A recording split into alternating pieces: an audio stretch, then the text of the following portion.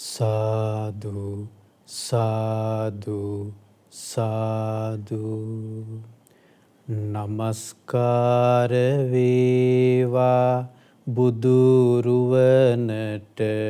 සැමදා බුදු හිමි සරණ යමි.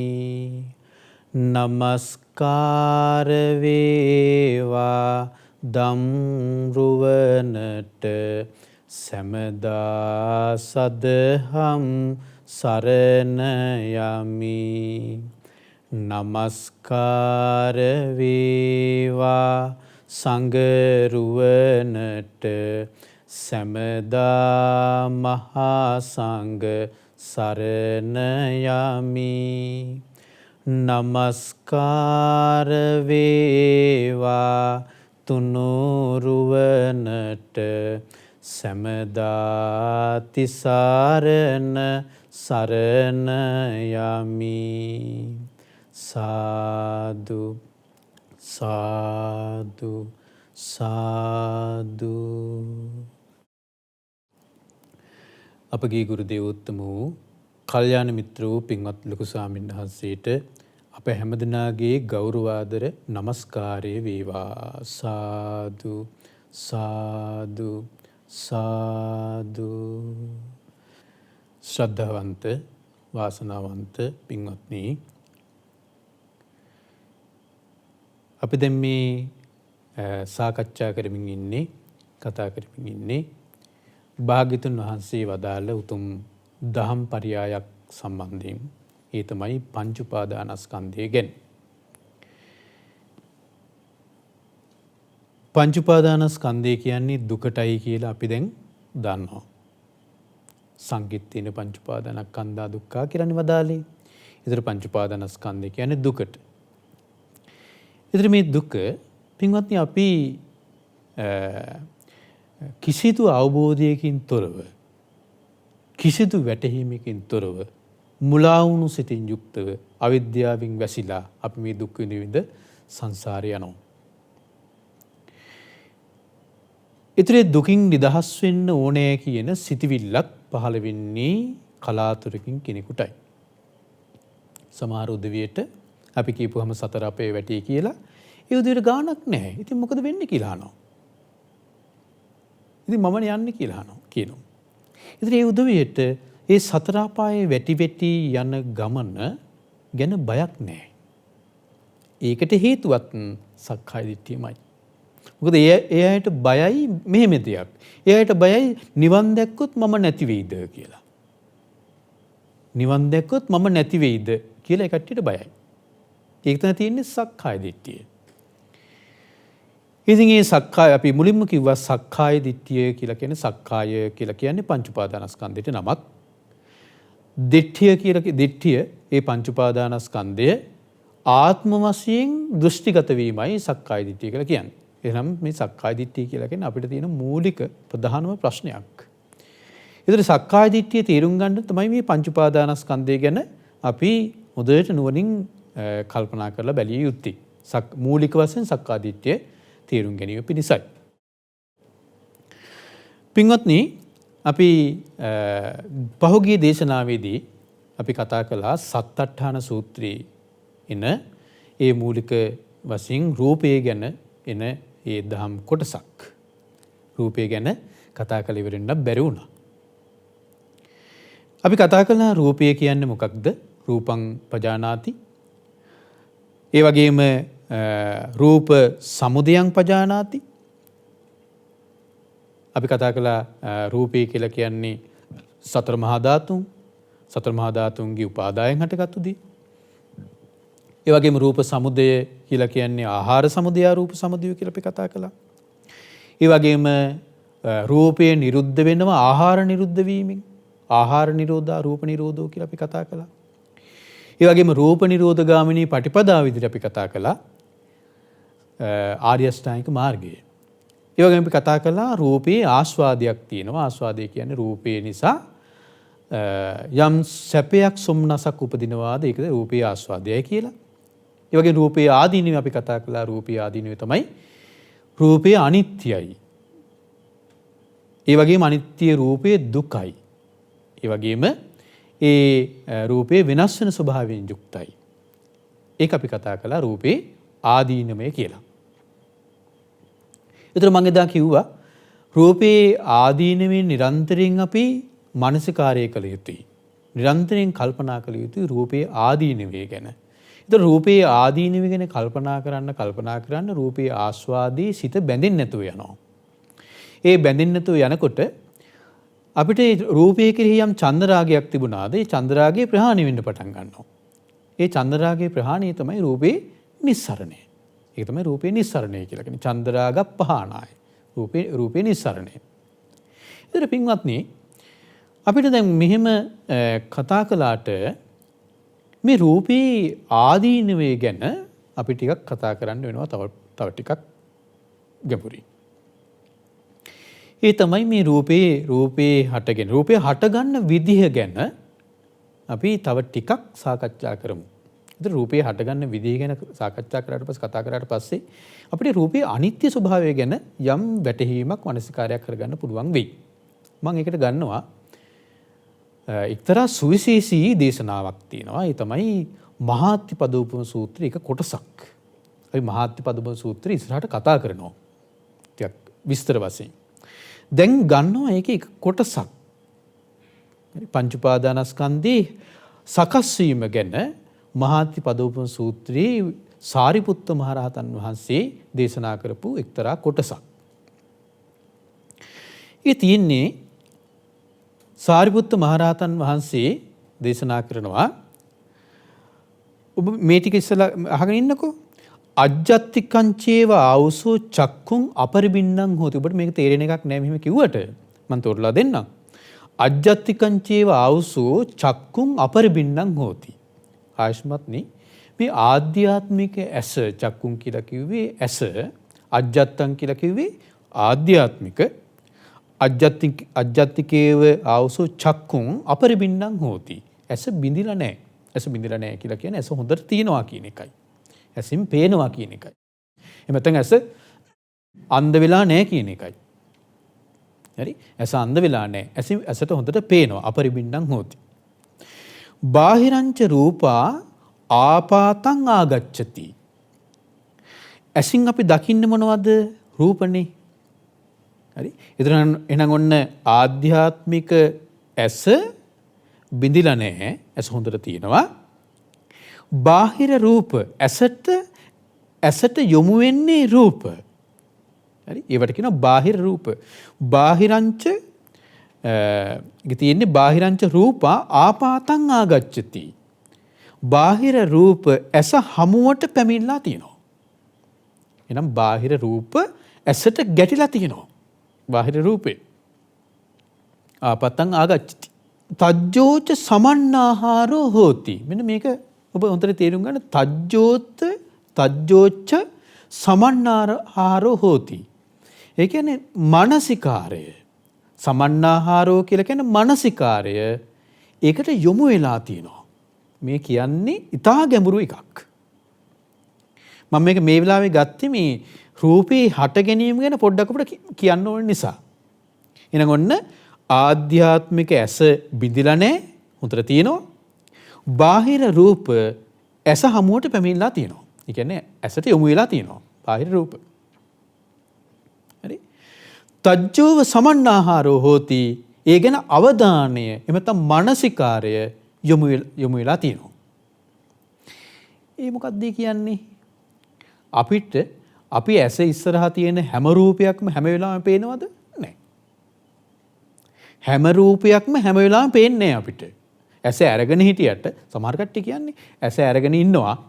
හැබැයි ඉස්සරහින් කවුරු හරි යනවා. අපි වෙන කල්පනාවක ඉන්නවා. අපි කියනවා අනේ අපි දැක්කේ නෑනේ කියලා. මම දැක්කේ නෑනේ. ඔයා ගියා මෙතනින් මම දැක්කේ නෑනේ. පස්සේ කියනවා. ඒතර ඇස අරගෙන හිටියා. ඇස ඉස්සරහින් රූපෙත් ගියා. හැබැයි දැක්කේ නෑ. ඇයි දැක්කේ නැත්තේ? ඒකට අවධානය යොමු නැති නිසා. ඒකට කියනවා තජ්ජෝව සමන්නාහාරෝ හෝති. අවධානයත් යොමු වෙලා තියෙනවා. ඔබට දැන් අපි ගත්තොත් ඔබ මේ ඇස අරගෙන ඉන්නකොට ඔබ හොඳට ආපහු හොඳට මේක ඔබ හොඳට ටිකක් අවධානයෙන් කල්පනා කරලා බලන්න. මම මේ කියන දේ ඇස ඇරගෙන හිටියට ඒ සෑම ඇස ඉස්සරහා තියෙන සෑම රූපයක්ම හැම මොහොතෙම පේනවද? නැහැ. අවධානයේ යොමු වෙන රූප විතරයි පේන්නේ. හරි. ඒකට තමයි මානසිකාරය කියලා කියන්නේ. සාරිපුත්ත මහ රහතන් දේශනා කරනවා ඒවං තජ්ජස්ස විඥානම් පාතු භාවෝ හෝති. මෙන්න මේ මානසිකාරය අවධානය යොමු වෙච්ච හැටි අර රූපයට අදාළ විඥානය ඇසෙ පිහිටනවා. හරිම ගැඹුරු දෙයක් මේ කියන්නේ. හරිම අපි අවධානයෙන් හොඳ නුවණකින් අල්ලාගත යුතු තැනක් මේ කියන්නේ. හරි? ආපහු මම කියන්නම්. ආධ්‍යාත්මික ඇස බිඳිලා නැහැ. ඇස හොඳට පේනවා. බාහිර රූපය ඇස ඉස්සරහා තියෙනවා. ඒ වගේම තමයි ඒ රූපයේ කෙරෙහි අවධානයත් මානසිකාරයත් යොමු වෙලා තියෙනවා. මානසිකාරය යොමු වෙච්ච හැටි ඒ රූපයට අදාළ විඥානය ඇසේ පිහිටනවා. තජ්ජස්ස විඥානස්ස පාතු භාවෝ හෝති. යම් තථා භූතස්ස රූපං ඔන්න මේ ටික තමයි මට ඕනෙන්නේ. හරි? මේ ටික තමයි මට ඕනේ. දැන් ඔබ මේ මහාති පදබන් සූත්‍රයේ අරගෙන මේ කියපු ටික හොඳට ඔබගේ මනසේ තියෙන්න ඕන මේ වෙනකොට. හරි? ඇස ඉස්සරහා රූපේ තියෙනවා. ඒකට අවධානය යොමු වෙලා තියෙනවා. අවධානය යොමු වෙච්ච හැටි ඒ රූපයට අදාළ විඥානය ඇසේ පිහිටනවා. ඔන්න ඇසයි රූපයයි විඥානයයි එකතු වුණා. මේ එකතුවට කියනවා මොකක්ද කියලාද? ස්පර්ශය කියලා. මේ එකතුවට කියනවා ස්පර්ශය කියලා. දැන් මේකේ තව එකක් දේශනා කරන්න ඕන බලන්න.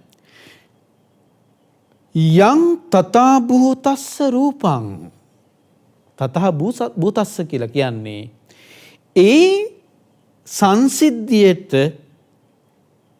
ලක්කුණු කෙනාගේ යම් රූපයක් ඇද්ද? යං තථා භූතස්ස රූපං. හරි? ඒ කෙනාගේ හටගත්තා වූ යම් රූපයක් ඇද්ද? යං තථා භූතස්ස රූපං තං රූපෝපාදානස්කන්ධෝ සංකං ගච්ඡති.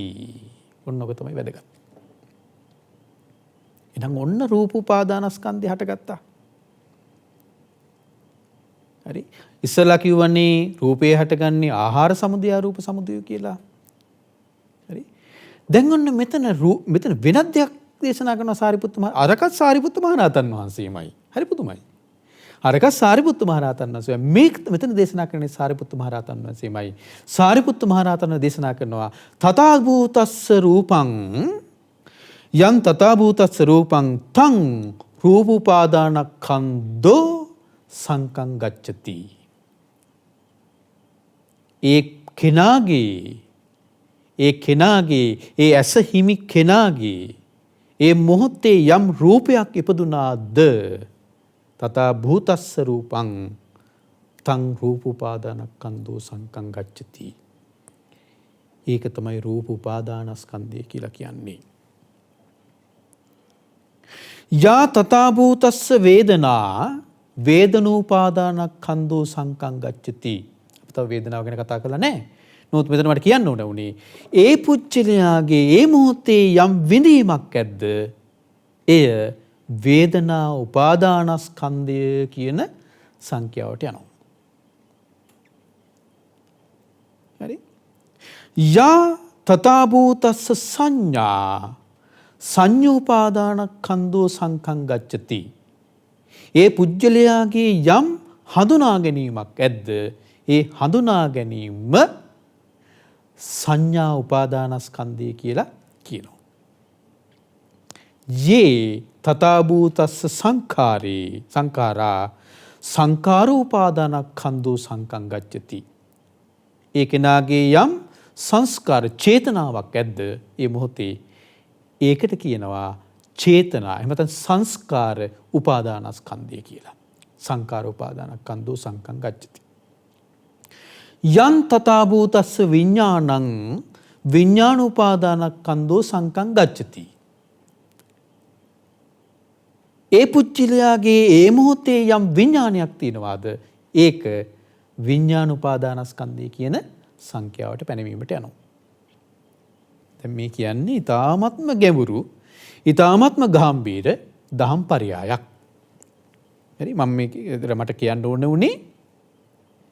එහෙනම් ඔන්න ආපහු බලමු අපි ඒ මහාත්ති පදබොන් සූත්‍රයේ සාරිපුත්ත මහරහතන් වහන්සේ දේශනා කරනවා ආධ්‍යාත්මික ඇස බිඳිලා නැහැ. හරි? ඊට පස්සේ බාහිර රූපයේ ඇස හමුවට පැමිණලා තියෙනවා. බාහිර රූපයේ ඇස හමුවට පැමිණලා තියෙනවා. ඒ රූපයේ කෙරෙහි අවධානය යොමු වෙලා තියෙනවා. ඒකට කියනවා මානසිකාරය කියලා. ඒ අවධානය යොමු වෙච්ච හැටි, ඒ මානසිකාරය යොමු වෙච්ච හැටි ඊට අදාළ විඥානය ඇසේ පිහිටනවා. ඔන්නේ මොහොතේ ඇසයි රූපයයි විඥානයයි එකතු වෙනවා. හරි? එකතු වෙනකොට අපි දන්නවා ඒකට කියනවා ස්පර්ශය කියලා. හරි? ඒකට කියනවා ස්පර්ශය කියලා. ඒ මොහොතේ එතන යම් රූපයක් හට ගන්නවාද? දැන් ඊතන රූපය කියන එක පින්වත්නි, රූපය කියන එක ආධ්‍යාත්මික බාහිර දෙක. මේ රූපය කියන එක ඔබ හිතන්න එපා, රූපය කියන එක ගන්න එපා ඔබ මේ ඇසට පේන රූපය කියන අර්ථයෙන්. රූපය කියන්නේ චත්තාරීච මහා භූතානි චතුන්නංච මහා භූතාන උපාදාය රූපං. ඒ අර්ථයෙන්ම ගන්න රූපය කියන එක. ඇසට පේන රූපය කියන අර්ථයෙන් විතර ගන්න එපා. හරි? එතන සතර මහා ධාතුන්ගේ යම් පැවැත්මක් තියෙනවා මේ මොහොතේ. සතර මහා ධාතුන්ගේ යම් එකතුවක් තියෙනවා මේ මොහොතේ. සතර මහා ධාතුන්ගේ උපාදායෙන් යම් එකතුවක් තියෙනවා මේ මොහොතේ. ඒක තමයි ඒ මොහොතේ රූප උපාදානස්කන්ධය. රූප උපාදානස්කන්ධය. එහෙනම් මේ රූප උපාදානස්කන්ධයේ ඒ මොහොතේ ඔන්න රූපය හටගත්තා. රූප උපාදානස්කන්ධය හටගත්තා. හරි? ඒ රූප උපාදානස්කන්ධය හටගන්න හේතු වුණා මොකද්ද? ඇසයි රූපයයි විඥානයයි තුනේ එකතුව. හරි? ඇසයි රූපයයි විඥානයයි තුනේ එකතුව. ඔබ හිතන්න බලන්න මේ විඥානය හටගත්තේ මානසිකාරය ප්‍රත්‍යයෙන්. මානසිකාරය වේගින් වෙනස් වෙන එකක්ද නැද්ද? වේගින් වෙනස් වෙන එකක්. එහෙනම් මානසිකාරය වෙනස් වෙනකොට විඥානය වෙනස් වෙනවා. මානසිකාරය ප්‍රත්‍යයෙන්. එහෙනම් විඥානය වෙනස් වෙනකොට ඒ මොහොතේ ඒ විඥානය ඒ මොහොතේ හටගත්තු ඒ විඥානයේ එකතුණු මොහොතේ විඥානයේ හටගත්තු මොහොතේ ඇති වෙන රූපය නොවේයි තව මොහොතකින් තියෙන්නේ. තව මොහොතකින් ඒ රූප උපාදානස්කන්ධය වෙනස් වෙලා වෙනස් වෙන්නේ මානසිකාරය වෙනස් වෙන නිසා. මම මෙහෙම කියන්න. දැන් ඔන්න අපි පත්‍රයක් කියවනවා කියලා කියන්න හිතන්න. පත්‍රය දැන් පෙරලාගෙන පත්‍රයේ පිටුව කියවගෙන යනවා මුල ඉඳලා. එතකොට ඔබේ ඇස ඔන්න ආධ්‍යාත්මික ඇස බිඳිලා නැහැ. ඇස බිඳිලා නැහැ. ඊට පස්සේ ඔන්න බාහිර රූපය ඇස හමුවට පැමිණලා තියෙන මොකද්ද බාහිර රූපය? අකුරු. පත්‍රය කියලා වෙන දෙයක් නෙවෙයි තියෙන අකුරුනේ තියෙන්නේ කියවන යන්න. ඉතින් පත්‍රය කියවනවා කියන අකුරුනේ කියවන්නේ. එහෙනම් ඔන්න බාහිර රූපය තමයි අකුරු. හරි? අවධානය යොමු වෙනවා. තජ්ජ සමන්නාහාරෝ හෝති. අවධානය මත මානසිකාරය යොමු වෙනවා. මානසිකාරය යොමු වෙන්නේ සම්පූර්ණ පත්‍රයටමද? පත්‍රයටම එකවර මානසිකාරය යොමු වුණොත් උඹට අකුරු කියවන්න පුළුවන්ද? බෑ. එහෙනම් ඔබගේ අවධානය යොමු වෙන්නේ මොකටද? අකුරට. පළවෙනි අකුරට. අවධානය යොමු වෙන්න ඕනේ. මානසිකාරය යොමු වෙන්න ඕනේ. ඒතර ඒ අකුරට මේ අදාළ විඥානය පිහිටන්න ඕනේ. ඒ මොහොතේ. එතකොට තමයි ඒ අකුර පේන්නේ. එතකොට තමයි අකුර පේන්නේ. හැබැයි දෙවෙනි අකුරට යනකොට ඔබේ මානසිකාරය වෙනස් වෙලා නැද්ද? දෙවෙනි අකුරට යනකොට මානසිකාරය වෙනස් නොවුණා නම් දෙවෙනි අකුරක් ඔබට පෙනෙයිද? පෙනෙන්නේ නැහැ. හරි? දෙවෙනි අකුරට යනකොට ඔබේ මානසිකාරය වෙනස් වෙලා. එහෙනම් ඊට අදාළ විඥානය පිහිටන්න ඕනේ ඇසී. හරි? ඊට අදාළ විඥානය ඇසී පිහිටන්න ඕනේ.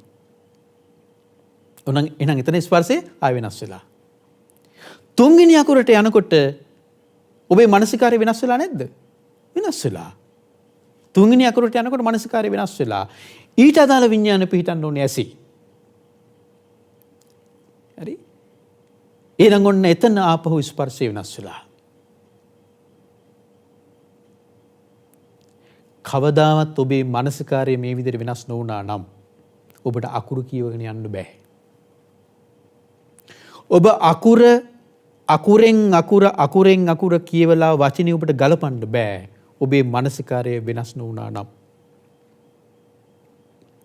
ඊට අදාළ විඥාණය හට නොගත්තා නම්, ස්පර්ශය වෙනස් නොවුණා නම් ඔබට අකුර වචනයක් කියවන්න බෑ. ඇයි? වචනේ ඔබට අකුරු කියවන්න බෑනේ. එහෙනම් ඔබ ඒ වචනේ තුල කියලා තියෙන්නේ මොකද්ද කියලා ඔබ දන්නේ නැහැ. කියලා තියෙන්නේ මොකද්ද කියලා ඔබ දන්නේ නැහැ. එහෙනම් ඒ විදිහට වචනයක් ඔබට අකුරෙන් අකුර වචනයක් කියව ගන්න පුළුවන් වෙලා තියෙන්නේ. ඒ මානසිකාරය ඇස ඉස්සරහා තියෙන රූපය මොකද්ද? අකුර. ඒ අකුර කෙරෙහි අවධානය යොමු වෙලා ඊට අදාළ විඥානයේ සිපීටම නිසා. දෙවෙනි අකුරට යනකොට ඒක වෙනස් වෙලා. තුන්වෙනි අකුරට යනකොට ඒක වෙනස් වෙලා. මේ විතරක් නෙමෙයි අකුරෙත් තියෙනවා ඉස්පිලි පාපිලි. හරි. නයන්න විදිහට නෙමෙයි හල් නයන්න ලියවෙන්නේ. ඒකට හල් කිරීමකුත් තියෙනවා. ඒකත් අපි අඳුර ගන්න ඕනි. ඊතර බලන්නකෝ මේ කොච්චර වේගෙන් අපි අකුරු කියවනවද කියලා කියන්නකෝ. දැන් කොච්චර වේගෙන් අපි මේ පත්‍රය කියවගෙන යනවද? ගොඩාක් වේගෙන් අපි පත්‍රය අපි අයන්න ඊට පස්සේ නුයන්න රායන්න දයන්න පුයන්න රයන්න කියලා දන්නවද ප්‍රි කියන්නේ? නැත්නම් එකවරම අපි කියනවද? එකවරම කියනවා. හැබැයි එකවරම කියන්න අපි එකින් එක අකුරු අපි හඳුනගන්න බෑ. එහෙනම් ඒ තරම් වේගින් මොකද්ද වෙන්නේ? වෙනස් වෙනවා මානසිකාරය. වෙනස් වෙනවා විඥාණය. වෙනස් වෙනවා ස්පර්ශය. හරි? මෙන්න මේ මොහොතේ මේ ආධ්‍යාත්මික ඇසයි බාහිර රූපයයි විඥානයයි එකතු වෙලා තියෙන මේ මොහොතේ ඒක මේ කියන්නේ. ඒවන් තජ්ජස්ස විඥානස්ස පාතු භාව හොති යං තථා භූතස්ස රූපං. ඒ මොහොතේ ඒ ඇසයි රූපයයි විඥානය එකතු වෙලා තියෙන මොහොතේ තථා භූතස්ස රූපං. ඒ කෙනාගේ යම් රූපයක් ඇද්ද? යා තං රූපපාදානස්කන්ධෝ සංකං ගච්ඡති. රූපපාදානස්කන්ධය කියන්නේ ඒකට. හරි? ඒතර එහෙනම් බලන්න මේ රූපපාදානස්කන්ධය නිට්ටිද අනිත්‍යද? අනිත්‍යයි. ඇයි? ඒ එකතු වෙන මොහොතවල් ෂණයෙන් වෙනස් වෙනවා. ෂණිකව වෙනස් වෙනවා. එහෙනම් රූපය නිට්ටිද අනිත්‍යද? බුදුරජාණන් වහන්සේ අහනවා රූපං නිච්ඡං වා අනිච්ඡං වාති අනිච්ඡං පන්ති. හරි? එහෙනම් මේ රූප උපාදානය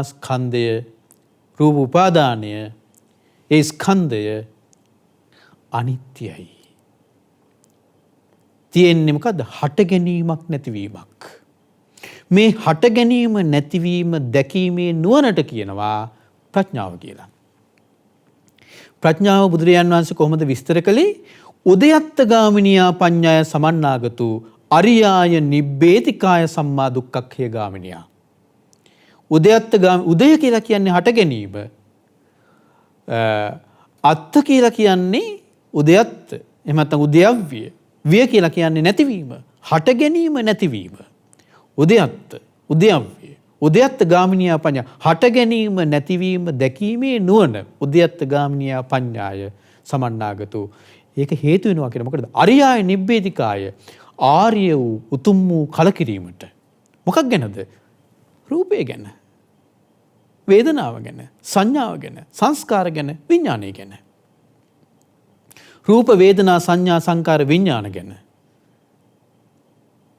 උතුම් වූ අරියයි නිබ්බේධිකාය ඒ ආර්ය වූ කලකිරීම උතුම් වූ කලකිරීම හේතු වෙනවා කියනවා සම්මා දුක්ඛක්ඛය ගාමිනියා මනාකොට දුකින් නිදහස් වෙන්න. මනාකොට දුකින් නිදහස් වෙන්න එක හේතු වෙනවා කියනවා. පින්වත්නි අපිට එතකොට කෙනෙක් හිතන්න පුළුවනි එතකොට එහෙනම් මේ මම කියලා කෙනෙක් නැද්ද?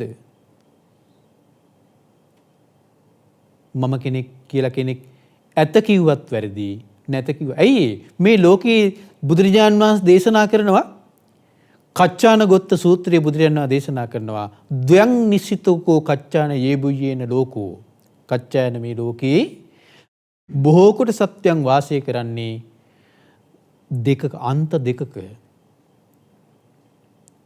අතිතං චේව නත්තිතංච ඇත කියන අන්තයත් නැත කියන අන්තයත් ඔන්න ඔය අන්ත දෙකේ තමයි ලෝක සත්‍යයන් වාසය කරන්නේ. ඇත කියන අන්තේ යම්කිසි කෙනෙක් වාසය කරනවද එයාට ඉතාලේසි නැත කියන අන්තයට යන්න. හරි? ඇත කියන අන්තේ කෙනෙක් වාසය කරනවද එයාට සමහර වෙලට හරියට ධර්මය අල්ල ගත්තේ නැත්නම් එයා ඉක්මනින් වැටෙන්නේ නැත කියන අන්තයට. ආයෙනම් සත්‍යයක් නැහැ. ඉස්සලා හිතන් ඉන්නවා සත්‍යයක් ඉන්නවා. හටගනිමින් නැති වෙන පංච උපාදානස්කන්ධයක් තියෙනවා කියන තැනට එන්නේ නැතුව ස්ථිර වූ පංච උපාදානස්කන්ධයක් තියෙනවා කියන තැනට ආපුවාම ඇත කියන අන්තය. يعني ස්ථිර දෙයක් තියෙනවා. ස්ථිර වූ දෙයක් තියෙනවා. ස්ථිර වූ රූපයක් තියෙනවා.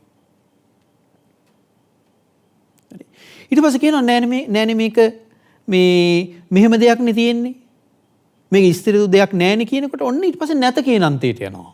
ආයෙනම් එහෙනම් මේ සත්‍යයක් නෑ. එන සත්‍යයක් නෑ. මිනිස්යාට අමාරු මොකටද? මැදට එන්න. මැදට එන්න අමාරු. බුදුරජාණන් වහන්සේ දේශනා කරනවා ලෝක සමුදයංකෝ කච්චාන යතහභූතං සම්මප්පඤ්ඤාය පස්සතු යා ලෝකේ නත්තිතා සාන හෝති. ලෝකේ හට ගැනීම. මොකද්ද ලෝකේ කියලා කිව්වේ? ලෝකේ කිව්වේ පංච උපාදානස්කන්ධය. අපි ඉස්සලා කිව්වේ.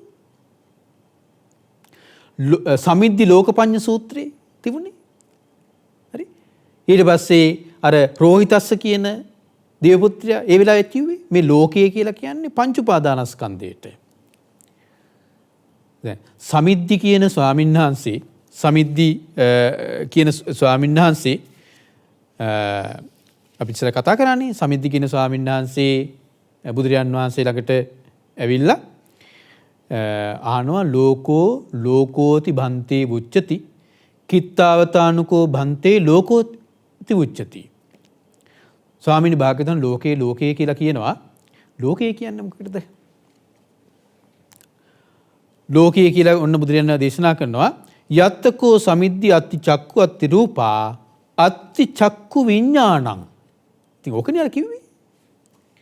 අත්ති චක්කු අත්ති රූපා අත්ති චක්කු විඥානං. ඇසයි රූපයයි විඥානයයි තියෙනවාද? අත්ති චක්කු විඥාන විඤ්ඤාතබ්බා ධම්මා. ඇසේ විඥාණයෙන් හටගත්තු ධර්මයක් තියෙනවද? යමක් තියෙනවද? අත්ති තත්ත ලෝකෝවා ලෝක පඤ්ඤත්ති වාති. ඔන්න ඔතන ලෝකයේ තියෙනවා. ඔන්න ඔතන ලෝකයේ පැනවෙනවා. එහෙනම් අර මහාත්තිප සූත්‍රය කිව්වෙත් ඔක නෙමෙයිද? ආධ්‍යාත්මික ඇස බින්දිලා නැහැ. ඒක ඇස තියෙනවා. අත්ති චක්කු. බාහිර රූපං ආපතය ආගච්ඡති. ඒ කියන්නේ බාහිර රූපය ඇවිල්ලා තිනවා. අත්ති රූපා අත්ති චක්කු අත්ති රූපා මානසිකාරී ප්‍රත්‍යයෙන් විඥානය හටගෙන තියෙනවා. අත්ති චක්කු විඥානං.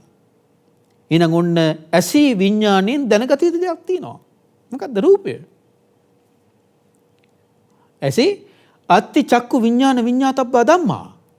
ඔතන තියෙනවා කියන මොකද්ද? ලෝකය. ඔතන ලෝකේ පැනවෙනවා කියනවා. හරි? ඔතන ලෝකේ පැනවෙනවා කියනවා. එහෙනම් ඔන්න එතකොට දැන් මෙතන අපි කතා කරන්නේ මහාත්පදුම සූත්‍රය. එතකොට ඔන්න එහෙනම් ඇස, ඊට පස්සේ ඇසට පේන රූපය, විඥානය, මේ තුන එකතු වුණාද ඔන්න එතන ලෝකේ හැදෙනවා. හරි? ඒතර මේ තුන එකතුව ස්පර්ශයයි. ඒ ස්පර්ශය හේතු කරගෙන විඳීම හට ගන්නවා. ඒ ස්පර්ශය හේතු කරගෙනම සංඥා උපදිනවා, හට ගන්නවා. ඒ ස්පර්ශය හේතු කරගෙන සංස්කාරයේ චේතනාව උපදිනවා. ඒ වෙනකොට විඥානීය පහළ වෙලා විඥානය හට අරගෙන එහෙනම් විඥානයත් එතන තියෙනවා. එහෙනම් රූප, වේදනා, සංඥා, සංකාර, විඥාන. ඇසින් රූපය දකිද්දී, ඇසින් රූපයක් දකිද්දී මම ආපහු කියන්න. ආධ්‍යාත්මික ඇස තියෙනවා, බාහිර රූපයේ ඇස හැමෝට යොමු වෙලා තියෙනවා. තජ්ජෝ සමන්නාරෝ හෝති, මානසිකාරය යොමු වෙනවා. තන් තජ්ජස්ස විඥානස පාත්භාවෝ හෝති, විඥානය පහළලා තියෙනවා. විඥානය හට අරන් තියෙනවා ඇසි. අර රූපයට අදාළව. එහෙනම් ඔන්න ඇසයි රූපයයි විඥානය එකතු වෙනවා. ඇසයි රූපයයි විඥානය එකතු වෙලා තියෙනවා. ඒ එකතු වෙනකොටම ඒ එකතු වුණාද සාරිපුත්ත මහරහතන් වහන්සේ දේශනා කරනවා ඒ එකතු වෙලා ඒ මොහොතේ ඒ කෙනාගේ යම් රූපයක් ඇද්ද ඒ රූප උපාදානස්කන්ධයයි කියලා. හරි? ඒ රූප උපාදානස්කන්ධයයි කියලා. ඊට පස්සේ ඒ කෙනාගේ ඒ මොහොතේ යම් විඳීමක් ඇද්ද එහෙනම් උතන අර තුන එකතු ස්පර්ශයනේ. ස්පර්ශය හේතු කරගෙන විඳීම හටගත්තා. ඒ විඳීමට කියනවා වේදනා උපාදානස්කන්ධය කියලා. හරි? ඒ සංඥාවට කියනවා සංඥා උපාදානස්කන්ධය. ඒ මොහොතේ ඒ හටගන්න චේතනාවට කියනවා සංස්කාර උපාදානස්කන්ධය. ඒ මොහොතේ හටගත්තු විඥාණයට කියනවා විඥාන උපාදානස්කන්ධය. එහෙනම් රූප, වේදනා, සංඥා, සංකාර, විඥාන. ඒක නම් ඒ මොහොතේ හටගත්තු එකක්. ඒ මොහොතේ හටගත්තු එකක්. එහෙනම් ඒ මොහොතේ හටගත්තු දේ ඔන්නේ නම් හට ගැනීම දකින්නවා. ඒක තමයි කච්චානගත සූත්‍රයේ කිව්වේ. හරි? ලෝක සමුදයංකෝ කච්චාන යථා භූතං සම්මප්පඤ්ඤාය පස්සතු යා ලෝකේ නත්තිතාසාන හෝති. ලෝක සමුදය මෙතන මේ හටගන්නේ ලෝකේ හටගන්නේ. ඒක තමයි ලෝක සමුදය. ඔන්න හටගත්තා ලෝක සමුදය. ඔන්න ලෝක සමුදය. ලෝකේ හටගත්තා. මේ ලෝක සමුදය, මේ ලෝකේ හට ගැනීම, මේ රූප ලෝකේ හට ගැනීම යම්කිසි කෙනෙක් දැක්කා නම්, දකින්නවා නම් ලෝක සමුදයංකෝ කච්චාන යථා භූතං සම්මප්පඤ්ඤාය පස්සතු. හොඳට නුවණින් යථාර්ථ වශයෙන් දකින්නවා නම් යා ලෝකේ නත්තිතාසාන හෝති. කිසිවක් නැත කියන දෘෂ්ටිය යාට නැතිවිලා යනවා. එයා කියන්නේ කිසිවක් නැහැ කියලා. ඇයි? මේ හට ගැනීම පේනවනේ. එයා කියන්නේ කිසිවක් නැහැ කියලා.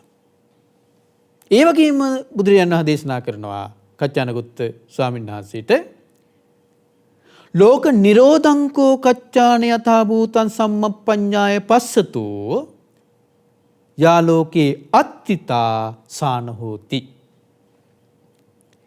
දැන් මේ මොහොතේ හටගත්තු ඒ රූප උපාදානස්කන්ධය මානසිකාරයේ වෙනස් වෙනකොට විඥානය වෙනස් වෙනවා. ඒ මොහොතේ ඒක වෙනස් වෙනවා යනවා. ඒ මොහොතේ හටගත්තු ඒ රූප උපාදානස්කන්ධය ඒ මොහොතේම වෙනස් වෙලා යනවා. ඒ මොහොතේ හටගත්තු වේදනා උපාදානස්කන්ධය ඒ මොහොතේම වෙනස් වෙනවා. ඒ මොහොතේ හටගත්තු සංඥා උපාදානස්කන්ධය ඒ මොහොතේම වෙනස් වෙනවා. ඇයි ස්පර්ශය වෙනස් වෙනවනේ? අර තුන එකතු වෙන ස්පර්ශය ඒක වෙනස් වෙනකොට ඒ මොහොතේම වෙනස් වෙනවා. ඒ මොහොතේ හටගත්තා වූ සංස්කාර උපාදානස්කන්ධය ඒ මොහොතේම වෙනස් වෙනවා. ඒ මොහොතේ හටගත්තු විඥාන උපාදානස්කන්ධය මානසිකාරයේ වෙනස් වෙනකොට විඥාන ඒ මොහොතේ වෙනස් වෙනවා. ඉනං නිරෝධය දකින්නවා. ලෝක නිරෝධං කෝ කච්චාන යථා භූතං සම්මප්පඤ්ඤාය පස්සතු යා ලෝකේ අත්තිතාසාන හෝති. මේ ලෝක නිරෝධය යම් කිසි කෙනෙක් දකින්නවා නම් ලෝකේ හට ගැනීමත් ලෝකයේ නිරුද්ධ වීමත් යම් කිසි කෙනෙක් දකින්නවා නම් එහෙනම් ලෝක නිරෝධය දකින්නවා නම් ඇත කියන අන්තය යාට නැහැ. ලෝකේ හට ගැනීම දකිනවා නම් නැත කියන අන්තය යාට නැහැ. එතකොට මොකද තියෙන්නේ? ඒතීතේ කච්චාන උභෝ අන්තේ අනුපගම්ම තථාගතේන මජ්ජේ ධම්මං දේශේති. කච්චායන ওই අන්ත දෙකටම එන්නේ නැතුව තථාගතයන් වහන්සේ මැද ඉඳලා ධර්ම දේශනා කරනවා.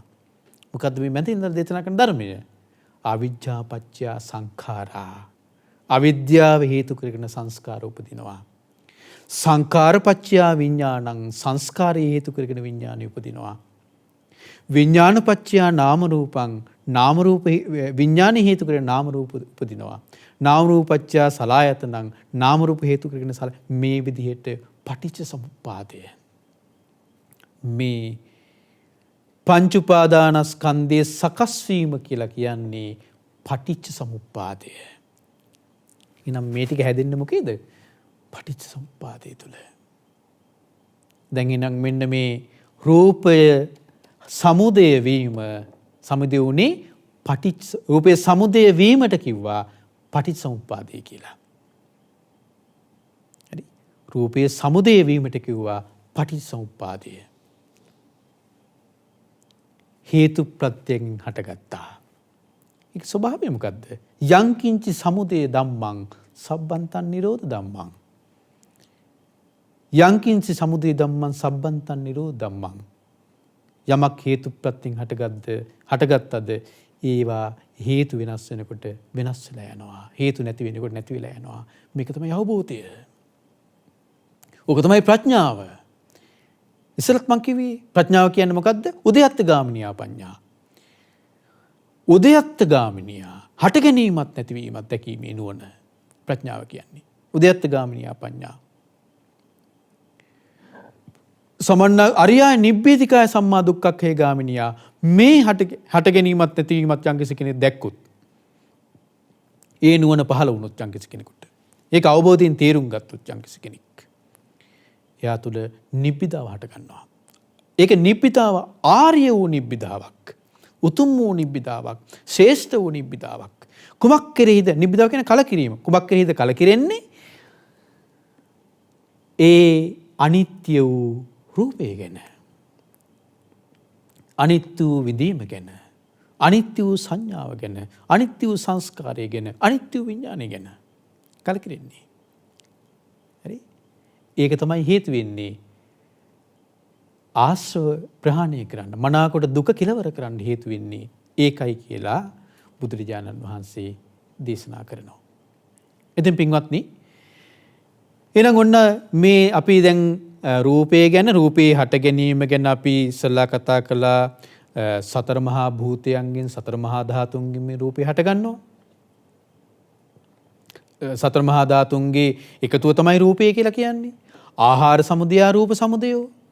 ඒතර මේ ආහාර කියන එක මම එකයි ඉස්සලා කිව්වේ ආහාර කියන එක කබලින්කාර ආහාර විතරක් අරගෙන බෑ. පස් ආහාරයක් තියෙනවා. දැන් මෙතන දැක්කනේ මහාතිපදුම සූත්‍රයේ ස්පර්ශයෙන් හේතු වුණා. ඒ රූපී පැවැත්මට. රූපේ හට ගන්න ස්පර්ශය හේතු වුණා. එහෙනම් ස්පර්ශ ආහාරය, මනෝ සංචේතන ආහාරය, චේතනාව. ඒකට තිබුණා චේතනාව, සංස්කාර. හරි? විඥාන ආහාරය, විඥානය එතන තිබුණා. එහෙනම් ඔන්න මේ ටික එකතුවෙන් තමයි පින්වත්නි රූපය හටගන්නේ. මේ ටික එකතුවෙන් තමයි වේදනාව හටගන්නේ. මේ ටික එකතුවෙන් තමයි සංඥාව හටගන්නේ. මේ ටික එකතුවෙන් තමයි සංස්කාර හටගන්නේ. මේ ටික එකතුවෙන් තමයි විඥාණය හටගන්නේ. ඉන්පස්සේ බුදුරයන් මේ සාරිපුත්ත මහරහතන් වහන්සේ දේශනා කරනවා. සාරිපුත්ත මහරහතන් වහන්සේ බුදුරයන් වහන්සේ ඊට පස්සේ දේශනා කරනවා. සාරිපුත්ත මහරහතන් වහන්සේ නෙවෙයි, බුදුරයන් වහන්සේ දේශනා කරනවා. යේහි කේජි භික්කවේ සමනාවා බ්‍රාහ්මනාවා ඒවන් රූපං අභිඥාය. මහණෙනි, මේ විදිහට මේ ශ්‍රමණීකෝ බ්‍රාහ්මණීකෝ රූපය හොඳට අභිඥාය අවබෝධ කරගන්නවා නම්, අභිඥාය හොඳ නුවණින් දකිනවා නම්, ඒවන් රූප සමුදයං අභිඥාය රූපය හට ගැනීම හොඳට නුවණින් අවබෝධ කරගන්නවා නම්, ඒවං රූප නිරෝධං අභිඥාය. රූපේ නිරුද්ධ වීම හොඳට නුවණින් අවබෝධ කරගන්නවා නම් ඒවන් රූප නිරෝධගාමිනී පටිපදං අභිඥාය. රූපේ නිරුද්ධ කරන මාර්ගය හොඳට නුවණින් අවබෝධ කරගන්නවා නම් තේරුම් ගන්නවා නම් ඒවන් රූපස්ස අස්සාදං අභිඥාය. රූපේ ආස්වාදයේ හොඳට නුවණින් තේරුම් ගන්නවා නම් ඒවන් රූපස්ස ආදීනවං අභිඥාය. රූපේ ආදීනවේ හොඳට නුවණින් තේරුම් ගන්නවා නම් අවබෝධ කරගන්නවා නම් ඒවන් රූපස්ස නිස්සරණං අභිඥාය. මේක තමයි රූපේ නිස්සරණය කියලා. ඒ නිස්සරණය තේරුම් ගන්නවා නම් හොඳට අවබෝධ කරගන්නවා නම් රූපස්ස නිබ්බිදාය. රූපය කෙරෙහි කලකිරෙනවා. විරාගාය නොයල්ම ඇති වෙනවා. නිරෝධාය නිරෝධය ඇති වෙනවා. ඒ රූපය කෙරෙහි අවබෝධයෙන් කලකිරෙන්න රූපස්ස නිබ්බිදාය. රූපස්ස විරාගාය නොයැලෙන්න. රූපස්ස නිරෝධාය නිරෝධය ඇති වෙන්න පටිපන්නෝ. එයා ඒකට පිළිපන්නා. ඒ මාර්ගයට පිළිපන්නා. තේ සුපටිපන්නෝ. ඒ පුද්ගලයාට කියනවා සුපටිපන්න කියලා. එහෙනම් සුපටිපන්න කියන්නේ මොකද්ද? රූපය කෙරෙහි නිබ්බිදාව ඇති වෙන්න, ඒ වගේම විරාගය ඇති වෙන්න, නිරෝධය ඇති වෙන්න යම්කිසි කෙනෙක් පිළිපන්න නම් හරි එයාට කියනවා සුපටිපන්න කියලා. යේ සුපටිපන්නෝ තේ ඉමස්මින් ධම්ම විනයේ ගාදන්ති. යම්කිසි කෙනෙක් සුපටිපන්නද එයා මේ ධර්ම විනය තුල පිහිටියා. සුපටිපන්න වුණා නම් එයා මේ ධර්මයේ විනය තුල පිහිටියා. පිහිටි කෙනා. කවුද මේ? කවුරු වෙන්නේ නැද්ද? සෝතාපන්න කෙනා වෙන්නේ නැති. ධර්මයේ විනය තුල පිහිටි කෙනා. සෝතාපන්න කෙනා. යේචකෝ කේචි බික්කවේ සමනාවා බ්‍රාහ්මනාවා එවං රූපං අභිඤ්ඤා. මහණෙනි යම්කිසි ශ්‍රමණයෙක් හෝ බ්‍රාහ්මණයෙක් හෝ මේ රූපය හොඳට අවබෝධ කරගත්තා නම්, රූප සමුදය අවබෝධ කරගත්තා නම්, රූප නිරෝධය අවබෝධ කරගත්තා නම්, රූප නිරෝධ ගාමිනී පටිපදා අවබෝධ කරගත්තා නම්, රූපේ ආස්වාදයේ ආදීනමය නිස්සරණය අවබෝධ කරගත්තා නම්, අවබෝධ කරගෙන රූපස්ස නිබ්බිතා රූපේ කෙරෙහි කලකිරුණා නම්, විරාගා විරාගයටපත් වුණා නම්, නිරෝධා නිරෝධයටපත් වුණා නම්, දැන් රූපේ නිරුද්ධ වෙලා විමුක්තා තේ සුවිමුක්තා. ඒ පුජ්‍යලයට කියන කෙනාට කියනවා විමුක්ත පුජ්‍යලයා, සුවිමුක්ත පුජ්‍යලයා කියලා. යේ සුවිමුක්තා තේ කේවලීනෝ. ඒ සුවිමුක්ත කෙනා කළ යුතු දේ කරලා අවසන් කළා. කේවලීනෝ. යේ කේවලීනෝ වට්ටන් තේසන් නත්ති පඤ්ඤාපනාය. නැවත මේ කෙලෙස් වට්ටයට, සංසාර වට්ටයට ඒ පුජ්‍යලයා එන්නේ නැහැ. එයා සසර වට්ටයෙන්, කෙලෙස් වට්ටයෙන්, මේ සංසාර වට්ටයෙන් එයා නිදහස්. එයා වටවලල්ල යන්නේ නැහැ. මේ සංසාර වටවලල්ල යන්නේ නැහැ. එයා නිදහස්. මේ විදිහටම පින්වත්නි අපිට තව කතා කරන්න තියෙනවා වේදනාව ගැනත්. විඳීම ගැනත් අපිට කතා කරන්න තියෙනවා. ඊට පස්සේ අපි චුට්ටක් අපි විඳීම ගැන කතා කරමු අද මේ වෙලාවේ. කතමාච බික්කවේ වේදනා. මොනවද මහණෙනි විඳීම කියලා කියන්නේ? චෛමේ බික්කවේ වේදනා කායා. මහණෙනි විඳීම් 6ක් තියෙනවා. වේදනා කායවල 6ක් තියෙනවා.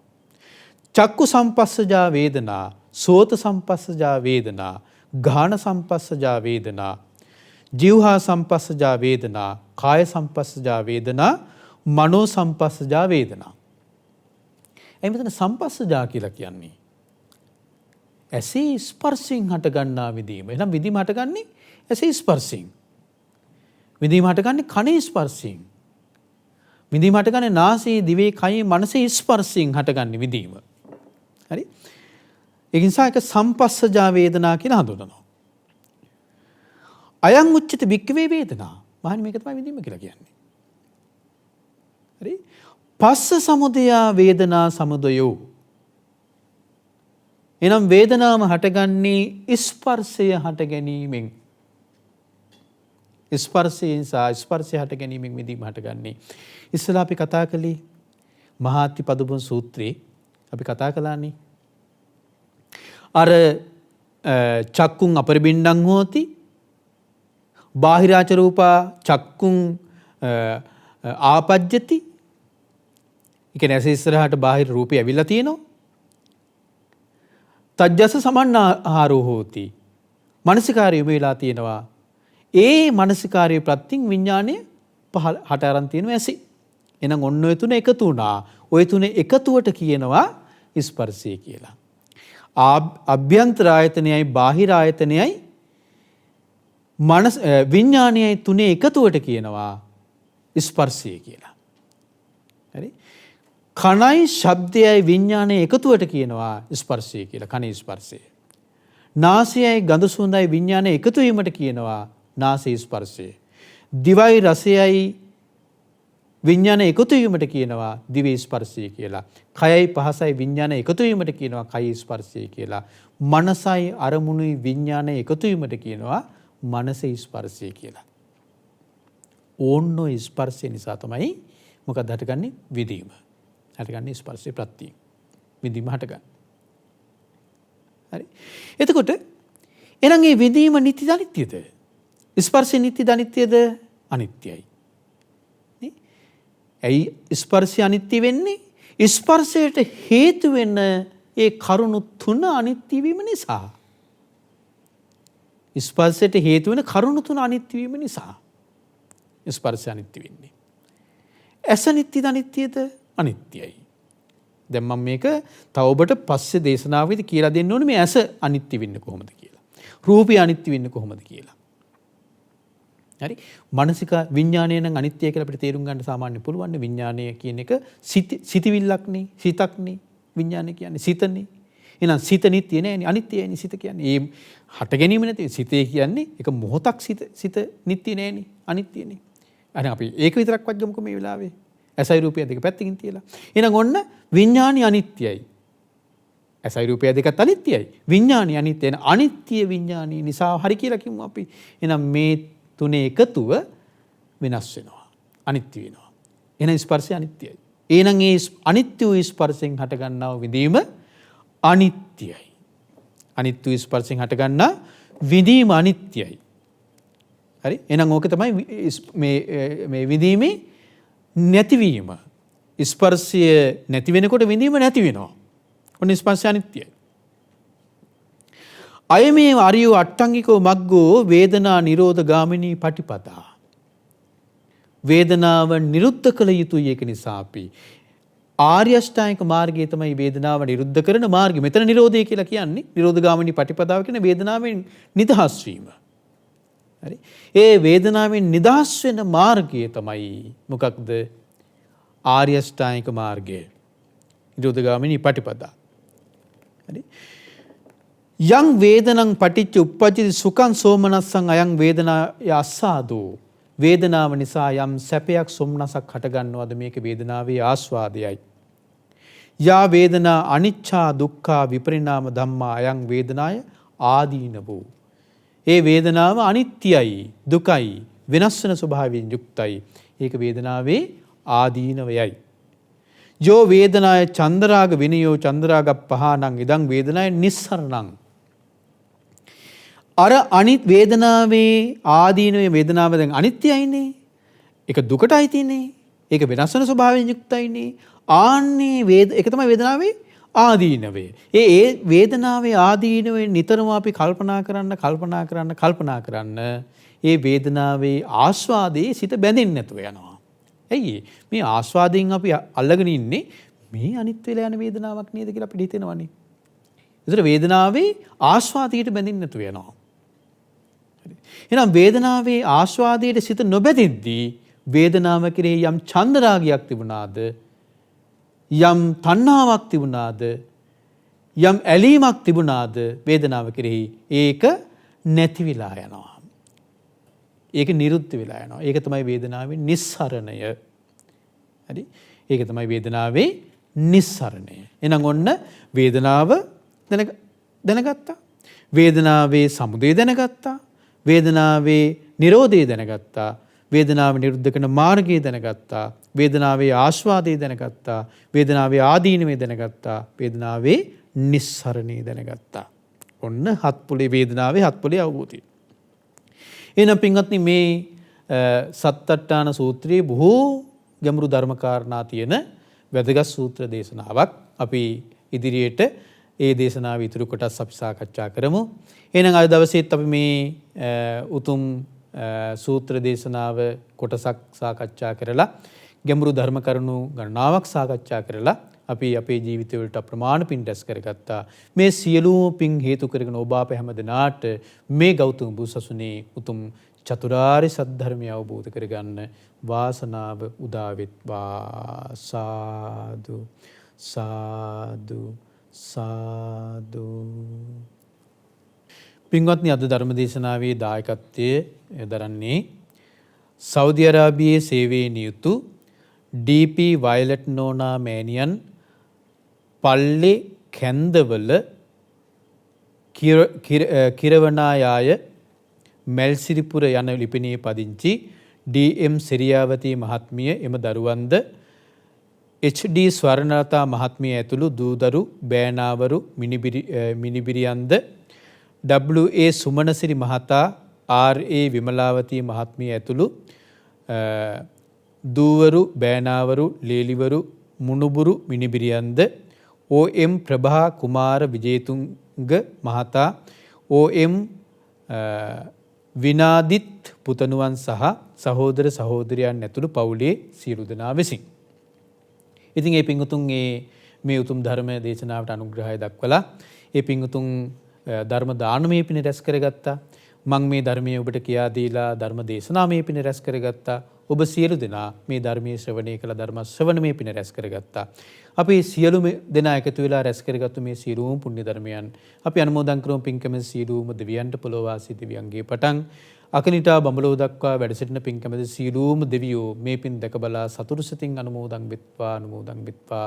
ඒ දෙවියන්ටද වහවහ චතුරාර්ය සත්‍ය ධර්මය අවබෝධ කරගන්න වාසනාව උදා වෙත්වා. සාදු සාදු සාදු.